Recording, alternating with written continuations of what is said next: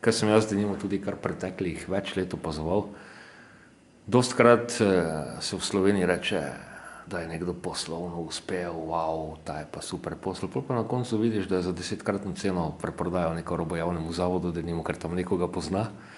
In se pravim, to je tematika, ki jo mi lahko dlje časa obdelujemo. Iztočnica, bi lahko danes rekli samo temu, da je, ne? Ja, iztočnica, ampak dobro. Tu si pol ti, Izhodišče, glede na odzive, si nabavil neko dokumentacijo, neka mnenja. Drži. Jaz sem si predolgo, tako kot sem že prej omenil, mnenje informacijske pooblaščenke, katere dokumentacijo lahko pridobivam na podlagi česa. Potem mnenje Ministrstva za javno upravo, ki je pač pristojno za zakon o lokalni samoupravi, tudi jaz tudi me napotilo po zakonu o javnih zavodih, katere del lahko se pridobivam te podatke. Potem med drugim pa tudi, glede na to, da gre za porabo proračunskih sredstev, sem si pa zaprosil tudi Računsko sodišče, ker mi je pa tudi, sem dobil nedvomen odgovor, da seveda treba napisati, kaj potrebujem, za vsak zavod posebej.